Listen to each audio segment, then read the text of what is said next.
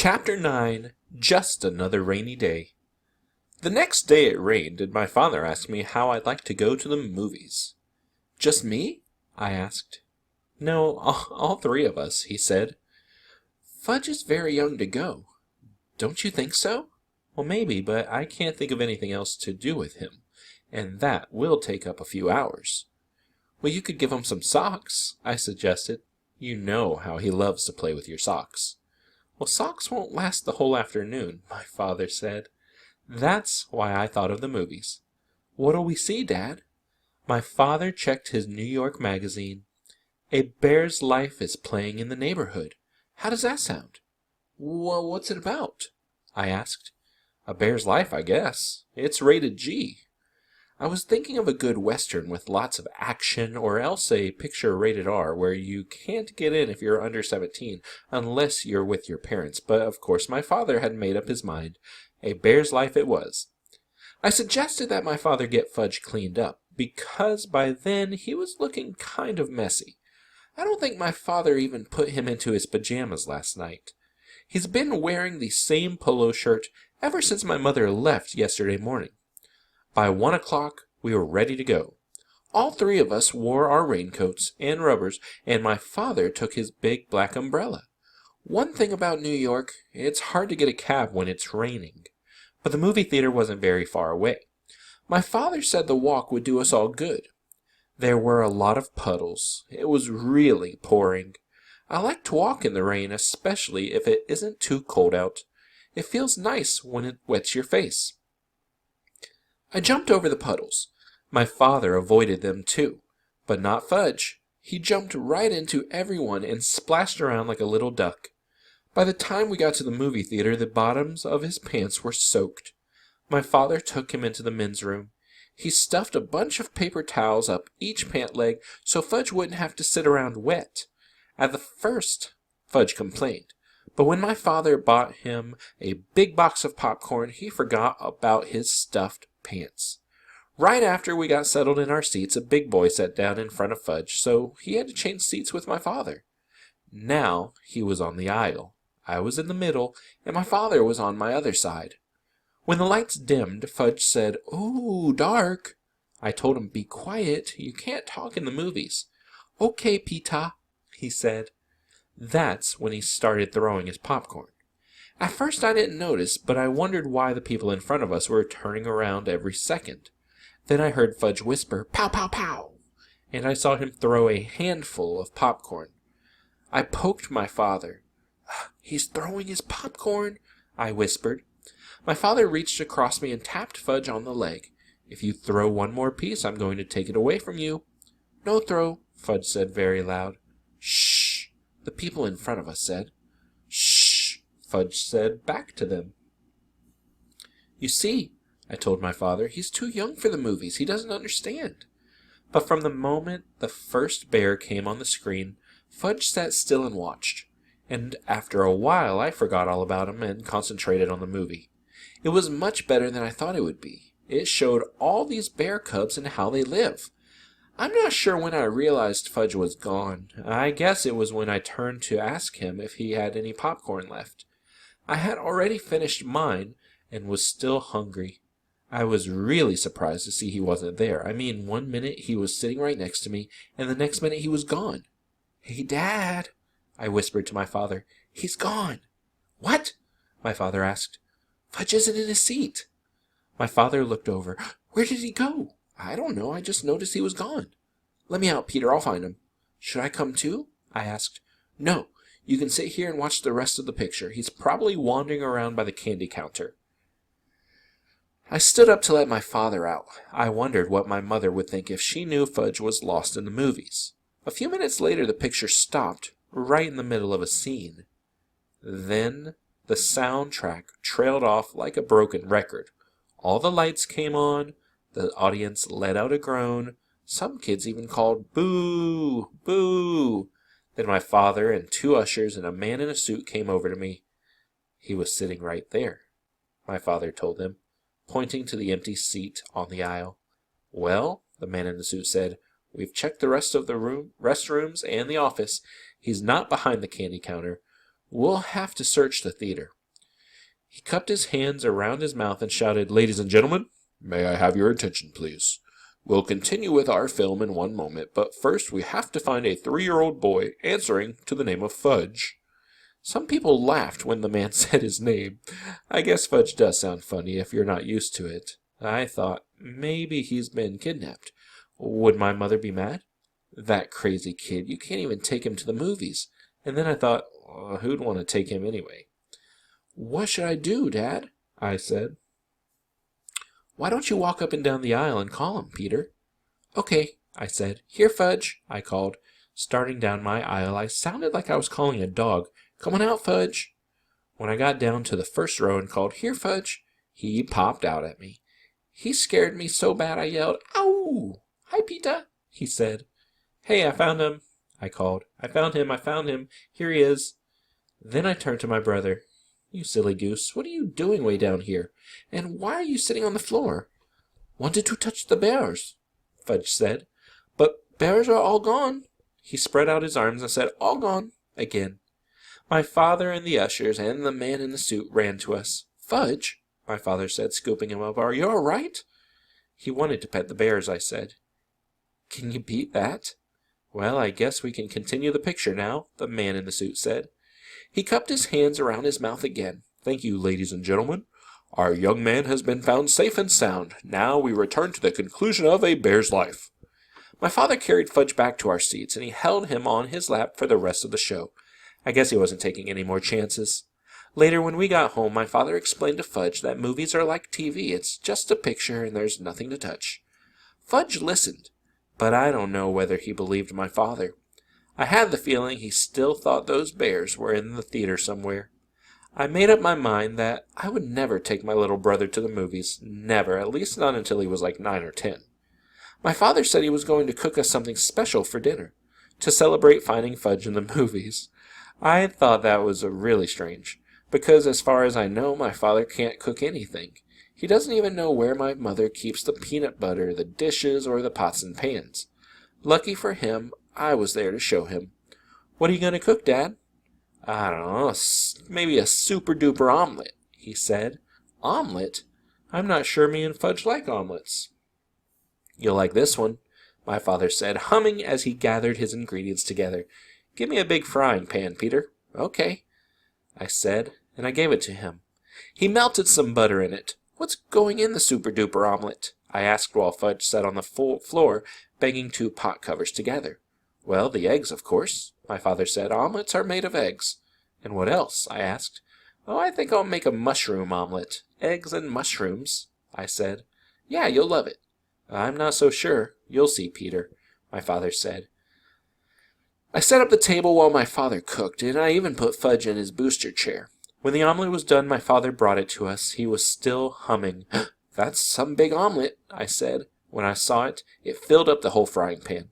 "How many eggs did you use?" "About a dozen," my father said. "Mom only cooks 1 at a time," I told him.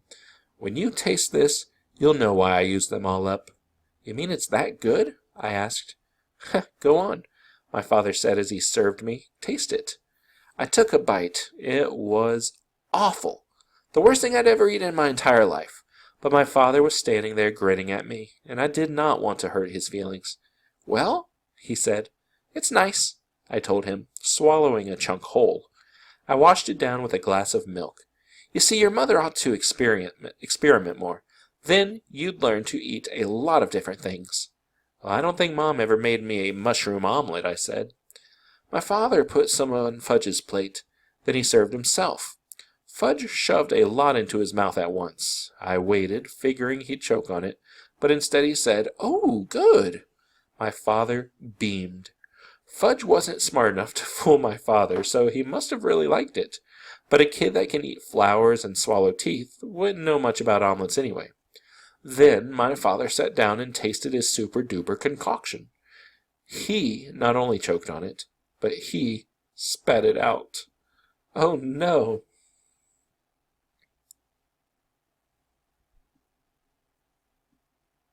He said, "This is awful. Something went wrong. Maybe the eggs are rotten." "Mom just bought them on Thursday," I said. "Maybe it's the mushrooms then," my father said. Maybe it's how you cooked it, I suggested. My father jumped up from the table and threw the mushroom omelet into the garbage. Fudge started to cry, "Want more, want more!" No, it wasn't any good. Fudge screamed, "Eat it or wear it! Eat it or wear it!" He flung his spoon across the room. It hit my mother's favorite plant, and the dirt spilled all over the kitchen floor. "Now you stop that," my father yelled at Fudge. "I'm going to make us nice peanut butter sandwiches, and then you're going to have a bath. Your mommy's coming home tomorrow, and we're going to show her how well Daddy managed all by himself. Peter, where does your mom hide the peanut butter anyways?" After supper, my father bathed Fudge. The only thing he decided not to do were the dishes. He stacked them in the sink and left them for my mother. On Sunday afternoon, we drove out to the airport to meet my mother's plane. On the way there, my father said, "Wouldn't it be fun if we kept all the things we did over the weekend a secret, just between the three of us, kind of like a man's secret?" I agreed not to say a word, and my mother was so glad to see us that she didn't even mention the dirty dishes in the sink. 6 weeks later, we were watching TV one night when the new Toddle Bite commercial came on. "That's me," Fudge said. My mother looked up from the book she was reading. "He does look like you, Fudge, but that's not really you." "Oh, yes," Fudge said, "that's me, see?" My mother squinted and looked harder. "You know, Warren," she told my father, "he really does look like Fudge." Then she laughed. "Imagine another little boy like Fudgy." "It's Fudge all right," I said. "It's Fudge all right," my brother repeated. "We didn't tell you, dear," my father said. "We thought you'd like to be surprised, but that actually is Fudge." "What?" my mother said like she couldn't believe it.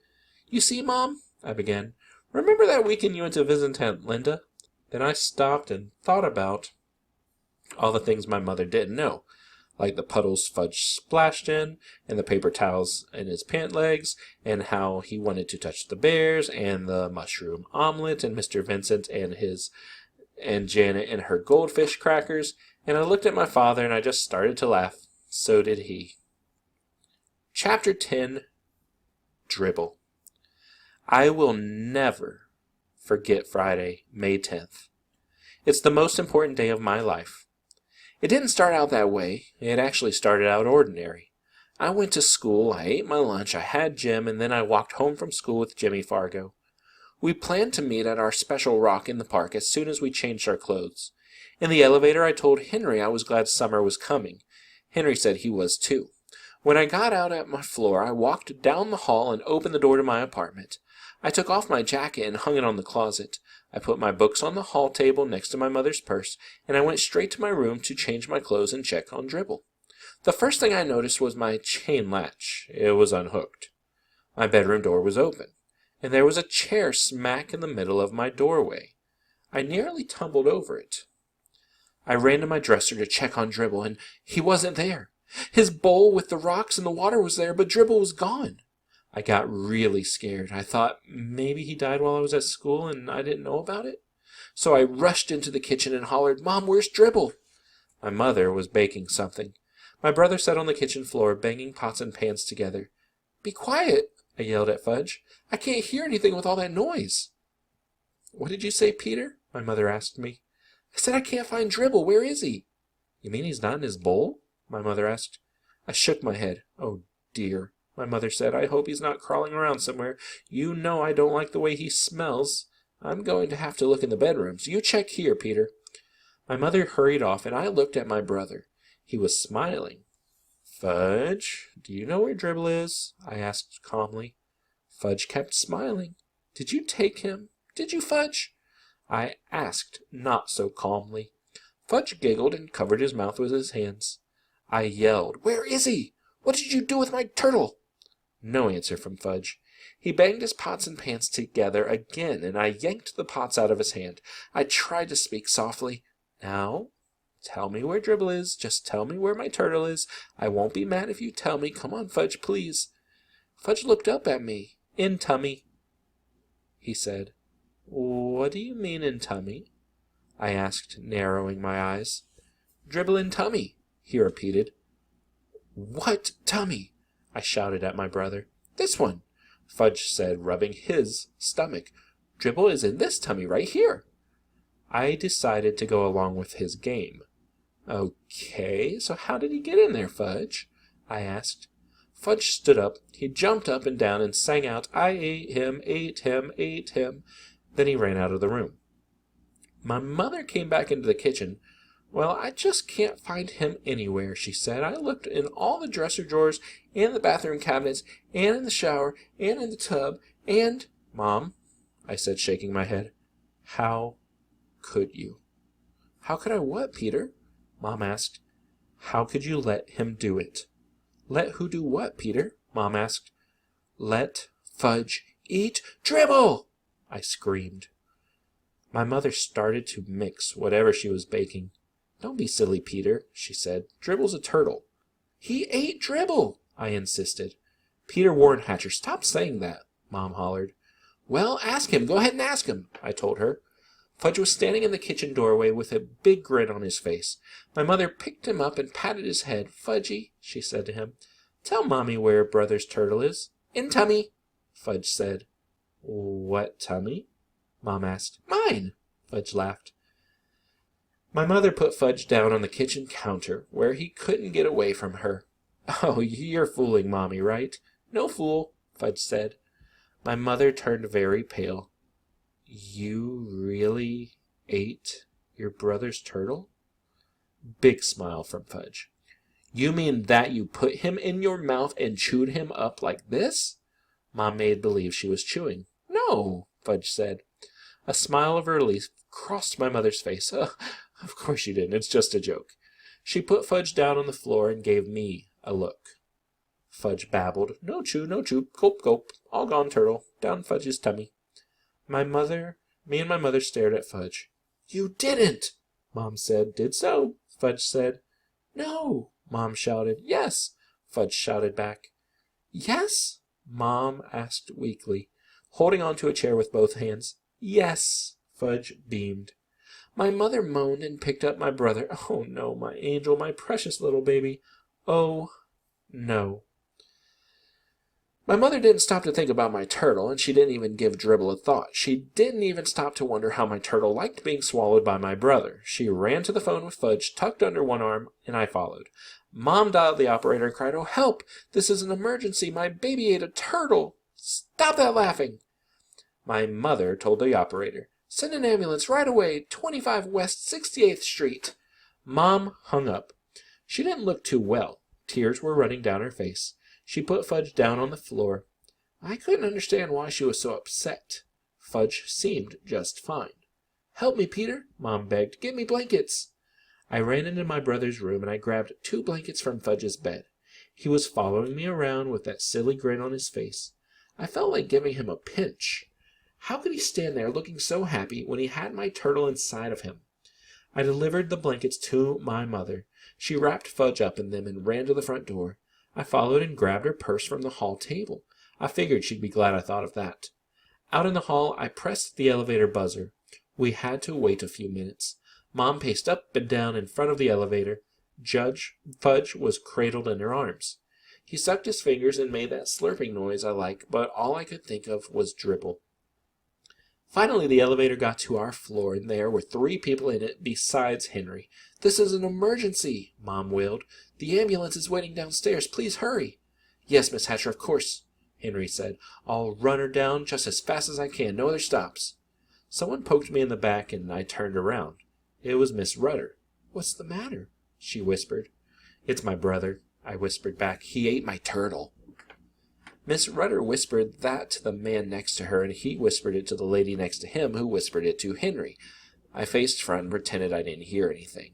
My mother turned around with Fudge in her arms and said, That's not funny at all. But Fudge said, Funny, funny, funny, Fudgy. Everybody laughed, except my mother.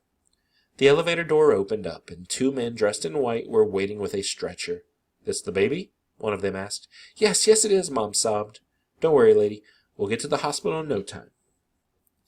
Come, Peter, my mother said, tugging at my sleeve. We're going to ride in an ambulance with Fudge. My mother and I climbed into the back of the blue ambulance.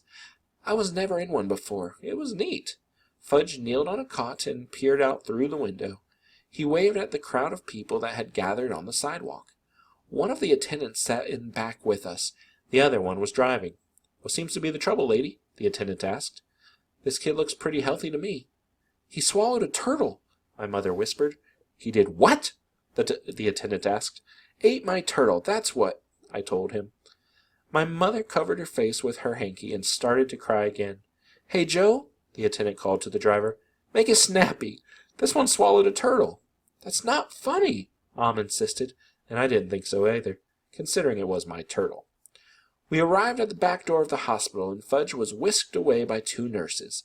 My mother ran after him. "You wait here, young man," another nurse called to me, pointing to a bench. I sat down on the hard wooden bench, and I didn't have anything to do.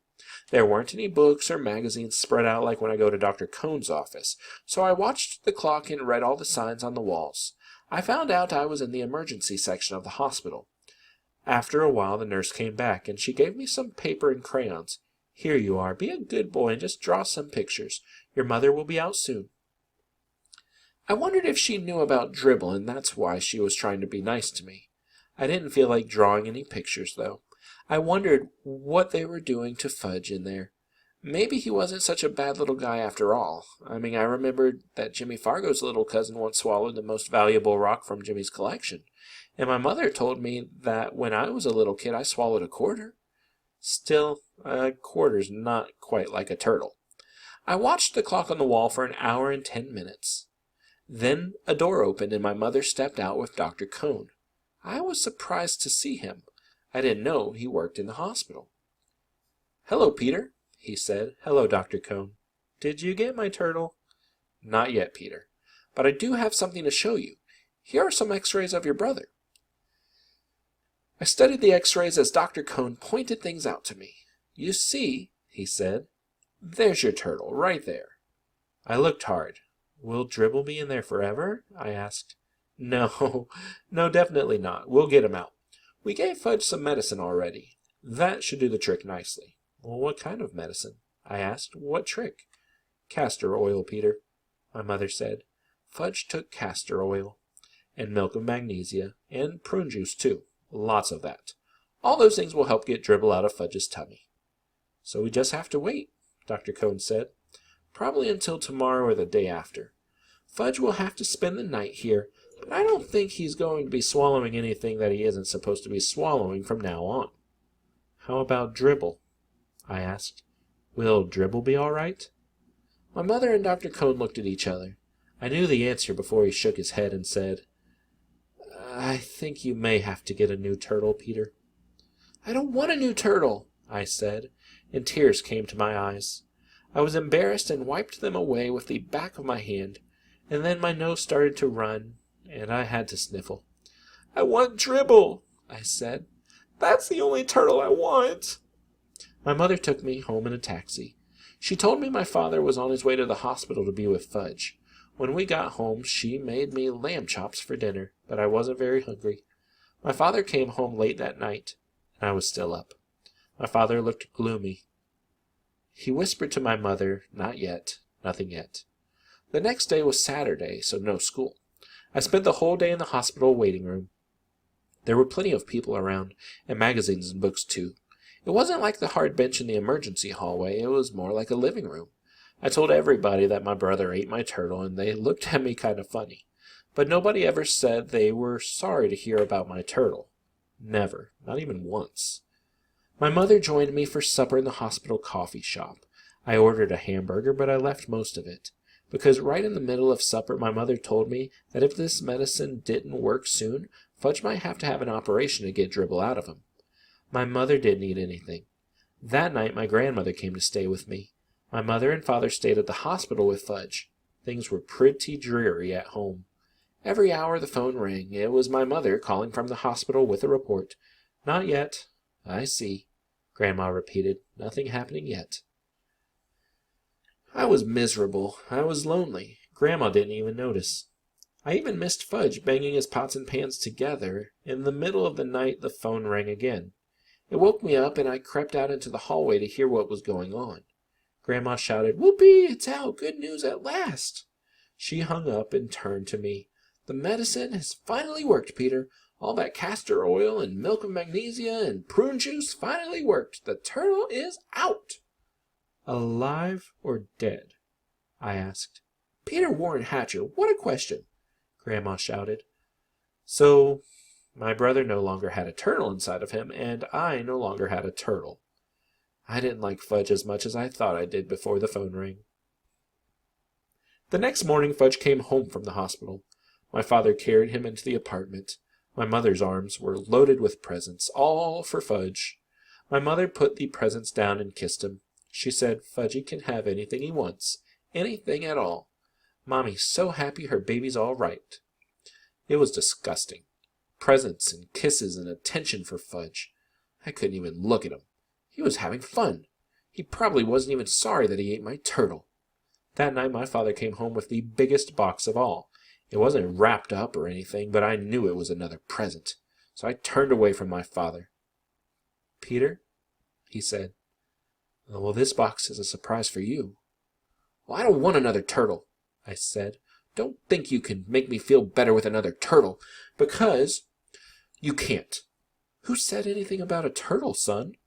Dad asked. You see, Peter, your mother and I think you've been a good sport about the whole situation. After all, Dribble was your pet. I looked up. Could I be hearing right? Did they really remember about me and Dribble? I put my hand inside the box, and I felt something warm and soft and furry. I knew it was a dog, but I pretended to be surprised when he jumped up on my lap and licked me. Fudge cried, "Oh, doggy, see doggy!" He ran right over and grabbed my dog's tail. Fudge, my father said, taking him away, this is your brother's dog. Maybe someday you'll have a dog of your own, but this one belongs to Peter. Do you understand? Fudge nodded. Peter's dog. That's right, my father said. Peter's dog. Then he turned to me, and just to be sure, son, he said, we got a dog that's going to grow quite big. Much too big for your brother to swallow. We all laughed. My dog was neat. I named him Turtle to remind me. The end.